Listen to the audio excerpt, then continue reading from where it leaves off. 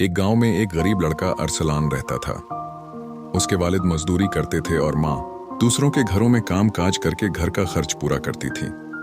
अरसलान ज़हीन और नेक दिल था, मगर गुर्बत ने उसके ख्वाबों को अधूरा सा बना दिया था। अक्सर वो स्कूल के बाद खेतों में काम करता ताकि अपने वालिदैन का सहारा बन सके। अरसलान के कपड़े पुराने और जौते टूटे हुए थे। गांव के कई बच्चे उसे गुर्बत की वजह से मजाक का निशाना बनाते।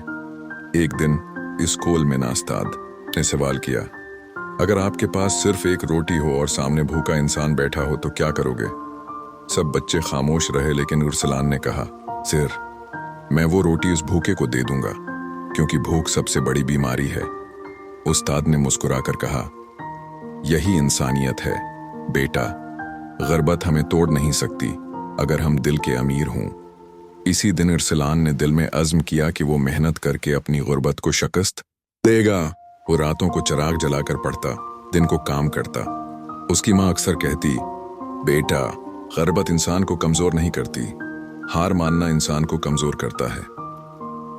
वक्त गुजरता गया।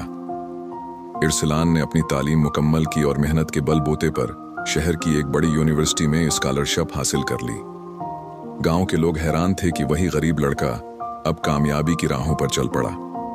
सालों बाद अरसलान एक कामयाब इंजीनियर बना और गांव वापस आया। वो अपने साथ स्कूल और अस्पताल बनाने का ख्वाब लेकर आया ताकि कोई बच्चा गुर्बत की वजह से तालीम से महरूम ना रहे। गांव के लोग फख्र से कहते थे, ये वही अरसलान है जिसे गुर्बत ने रुलाया था, लेकिन उसने मेहनत और सब्र से अपनी तकदीर बदल ली। सबक: गुर्बत इंसान के ख्वाब छीन सकती है, मगर हिम्मत और मेहनत से हम हर मुश्किल जीत सकते हैं। असल अमीरी दिल की अमीरी है। अगर आपको ये कहानी पसंद आई तो चैनल को सब्सक्राइब जरूर करें और वीडियो को लाइक और शेयर करें, ताकि मजीद सबक आमूज कहानियां आप तक पहुंचती रहें।